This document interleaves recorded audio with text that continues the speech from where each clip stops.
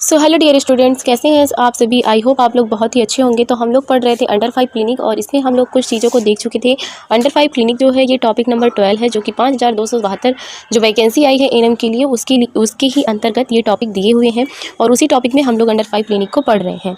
तो इसमें से कुछ चीज़ों को हम देख चुके थे, कुछ जो प्रोग्राम्स हैं उनको देख चुके थे और आज जो आगे बचा है उसको हम कंटिन्यू करते हैं। जो हमारा नेक्स्ट प्रोग्राम है वो है स्वच्छता एवं जल से संरक्षण। जितने भी प्रोग्राम्स आते हैं तो स्वच्छ भारत अभियान इसके अंतर्गत चलाया गया। इसका मुख्य उद्देश्य था भारत को स्वच्छ बनाना, जहाँ भी कूड़ा कचरा इकट्ठा हो रहा है उन सबका निपटारा करना और जितनी भी नालियाँ हैं उन सबका अच्छे तरीके से बंदोबस्त करना, पानियों की जाने की व्यवस्था करना। तो स्वच्छ भारत अभियान का मुख्य उद्देश्य भारत को स्वच्छ बनाना था और इसकी शुरुआत कब हुई थी? 2 अक्टूबर 2014 में स्वच्छ भारत अभियान की शुरुआत की गई थी। बस इतना ही इंपॉर्टेंट है, तो आपको बहुत ज़्यादा पढ़ने की ज़रूरत नहीं है, बस उसका उद्देश्य पढ़ना है और कब कोई चीज़ें लॉन्च हुई उसको पढ़ना है। कुपोषित बच्चों का पुनर्वास। तो कुपोषित बच्चों का पुनर्वास का क्या मतलब है उसको जान लेते हैं। तो आंगनबाड़ी के द्वारा पुनर्वास हेतु भी पोषक तत्व प्रदान किए जाते हैं। पुनर्वास का मतलब है कि पहले की स्थिति में लाना है। जैसे कि कोई भी बच्चा जब होता है तो पहले से तो कुपोषित रहता है नहीं, पहले स्वस्थ रहता है, लेकिन फिर उसकी खाने पीने में कोई गड़बड़ी आती है जिसकी वजह से वो कुपोषित हो जाता है। तो इसका मतलब होता है कि इसके लिए किसको दिया जाता है न्यूट्रिशन? तो आंगनबाड़ियों को दिया जाता है कि आंगनबाड़ी लोग क्या करें, जितने भी कुपोषित बच्चे हैं उनको पोषक तत्व को प्रदान करें और फिर उनको पहले की स्थिति में लाने का प्रयास करें। नेक्स्ट है कि नेशनल रिहैबिलिटेशन सेंटर, ये भी अंडर 5 क्लिनिक के अंतर्गत ये संस्थाएं हैं सब। तो नेशनल रिहैबिलिटेशन सेंटर, जिसको शॉर्ट में देखें तो नेशनल NRS कहते हैं और इसकी स्थापना 2006 में हुई थी। Universal immunization programme most important है और कभी कभी UIP ही पूछ लेता है, UIP किसे कहते हैं। तो आपको इसका फुल फॉर्म बताना है कि इसका मतलब होता है कि यूनिवर्सल इम्यूनाइजेशन प्रोग्राम, और इसकी स्टार्टिंग हुई 1985 से स्टार्ट हुई। इसका मुख्य उद्देश्य यही था कि लोगों को वैक्सीनेज मतलब लोगों को इम्यूनाइजेशन करना, जितने भी बच्चे हैं उनका कोई भी टीकाकरण ना छूटे, उन्हें समय समय पर टीका लगाना। महिला शक्ति केंद्र। तो महिला शक्ति केंद्र जो है वो कब शुरू हुआ था? तो महिला शक्ति केंद्र जो है वो 2017 में इसकी शुरुआत हुई थी। इसका मुख्य उद्देश्य था कि सामाजिक, आर्थिक, राजनीतिक तौर पर महिलाओं को मजबूत बनाना, जो महिलाएं हैं उनका सशक्तिकरण करना। तो यही इसका महिला शक्ति केंद्र जो है इसका मुख्य उद्देश्य था कि महिलाओं को मजबूत बनाना। Health wellness centre. तो हेल्थ जो वेलनेस सेंटर है इसकी स्टार्टिंग 2018 से ये शुरू हुआ था।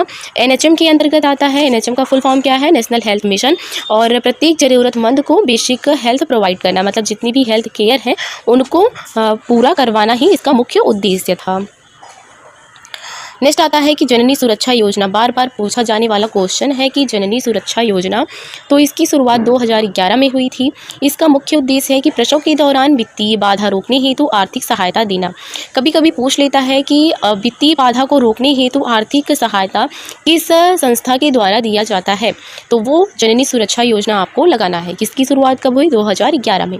पोषण की ज़रूरत, पोषण की जागरूकता नेटवर्क बनाना, ये भी एक एक्ट है, पोषण की जागरूकता नेटवर्क बनाना।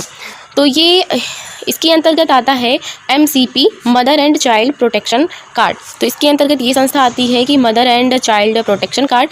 इसका उद्देश्य क्या है? संवेदनशील और विशेष समूह का ध्यान देना, जनजाति, आदिवासी वर्ग, गरीब समुदाय, इन सब का ध्यान देना। तो इसका विशेष महत्व यही होता है, उद्देश्य यही है कि जितने भी जनजातीय समूह हैं, संवेदनशील समूह हैं, उनका विशेष रूप से ध्यान देना। नेक्स्ट प्रोग्राम है NSAP, जिसको कहते हैं कि national social assistance programme. National social assistance programme, इसमें क्या होता है कि गरीबों हेतु पोषण का विशेष ध्यान दिया जाता है। जो भी इतने भी गरीब लोग हैं उनके पोषण के लिए ये प्रोग्राम को चलाया गया था। ICDS के देखिए, ICDS क्या होता है? तो ICDS में कुपोषण से बचाव हेतु, तो ICDS के अंतर्गत कुपोषण से बचाव हेतु संस्थाएं भी बहुत सारी खोली गई हैं, तो वो भी हम लोग जान लेते हैं। ठीक है,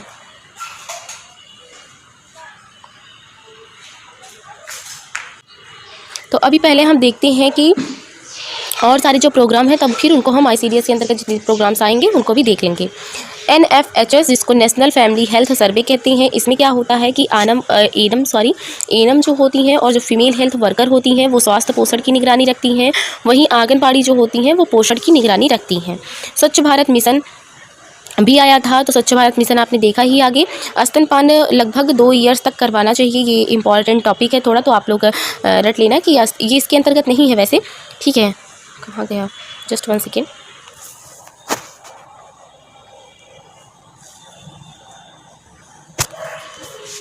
तो देखिए, अच्छा ये इधर है। तो देखिए जो स्वच्छ भारत मिशन है ये आपने देखा ही कि कब स्टार्ट हुआ, और स्तनपान जो होता है वो लगभग 2 साल तक करवाना चाहिए। इसका विशेष ध्यान देना चाहिए। अब हम नेक्स्ट प्रोग्राम की बात करते हैं कि राष्ट्रीय किशोर स्वास्थ्य कार्यक्रम। तो राष्ट्रीय किशोर स्वास्थ्य कार्यक्रम का उद्देश्य क्या है कि किशोरों में पोषण की जागरूकता को फैलाना। ठीक है, तो पोषण की जागरूकता को किसमें फैलाना, जितने भी किशोर अवस्था के बच्चे हैं उनमें ये फैलाना है। नेक्स्ट प्रोग्राम है, नेक्स्ट है कि सप्लीमेंट्री फूड का वितरण किस योजना के अंतर्गत होता है। तो अब हम क्वेश्चन देख लेते हैं कि किस तरीके से क्वेश्चन पूछा जाता है। ठीक है, तो सप्लीमेंट्री फूड का जो वितरण है वो किस योजना के अंतर्गत आता है। तो आपने पहले देखा ही कि वो ICDS के अंतर्गत आता है। ये सब चीज़ें हम लोग पढ़ चुके हैं, अभी जो हमने पढ़ा उसी में से क्वेश्चन किस तरीके से पूछे जाएंगे अब हम उसकी बात कर रहे हैं। ठीक है, तो आई होप आप लोगों को अच्छे तरीके से समझ में आ जाएगा।